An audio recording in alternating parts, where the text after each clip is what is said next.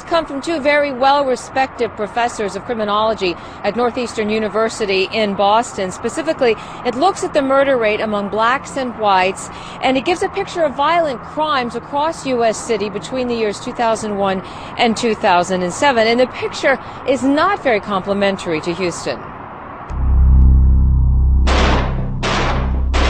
How often do you see this on our news or read about the latest killing on the internet? Violent crime is no stranger to Houston, and according to the report by two professors at Northeastern University, Houston's homicide rate among blacks increased more than in any other U.S. city surveyed.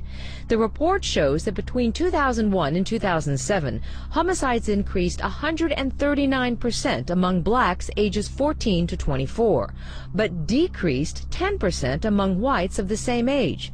Compare that to Dallas, whose homicide rate went down among blacks and whites. And that report was not very revealing to me. Houston Police Chief Harold Hurt says the report is not surprising, but the stats don't tell the whole story. He says they omit the impact Katrina evacuees had on the city's crime rate. We saw specifically in 2006 that there was about,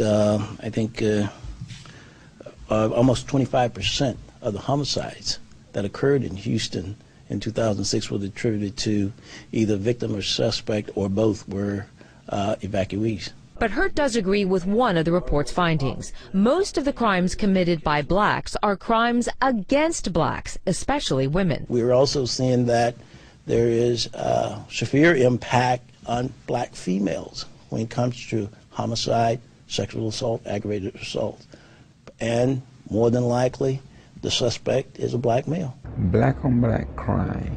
Pastor Chris Wright with Grace Temple Ministries knows crime firsthand. He says he's lucky to have survived his 20s and could very easily be one of the subjects of the survey. Wright agrees with the report. The nation needs to make crime prevention a priority again and make sure parents are involved with their children.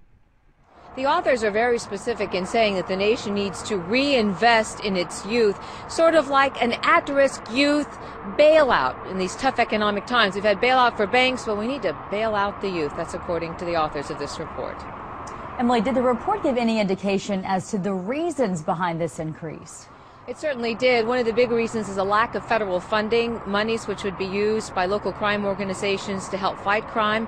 And also, a big reason is kids not being supervised after school. Those hours between 2:30 in the afternoon when they get out of school and 7 o'clock when a parent comes home.